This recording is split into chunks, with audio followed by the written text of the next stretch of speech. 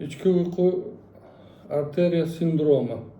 Karotit timpanik, ya'ni nog'ora uyqu arteriyalari va qanotsimon pterygiod arteriyalari ichki karotit arteriyalarining kamenisty qismidan ajralib chiqadi. Kavernoz va serebral bo'limlardan bosh miya timpanik bazal va marginal shoxlari uch shoxli nerv gangliyalariga va blok nervlariga hamda kavernoz sinusga qon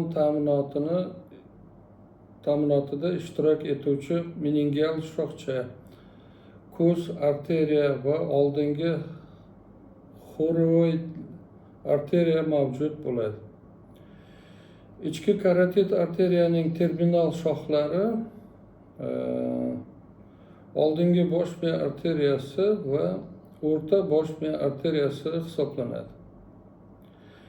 Ichki karotit arteriya okkluziyasi klinikasida asosan uning kollateral va oqimning rivojlanishi darajasiga bog'liq bo'ladi. Ichki karotit arteriya okkluziyasi uning har qanday shoxlarida bosh miya qon tomir qon aylanish buzilishi o'ziga xos mozaik belgilar bilan paydo bo'ladi. Agar okklюziv jarayon ko'z arteriyasiga bo'linadigan joyda joylashgan Denny-Brown oftalmik gemiplegik sindrom yuzaga keladi. Bu 1901-yili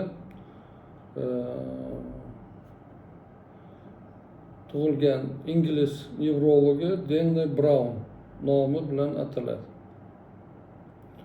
Patologik jarayon tomonidan retina va ko'z nervlari iskemiyasi tufayli yuzaga keladigan gemiplegiya yoki markaziy turdagi gemiparez bilan birga bo'linadi.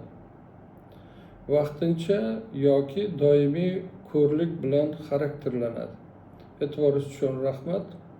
Kanalimizda qoling.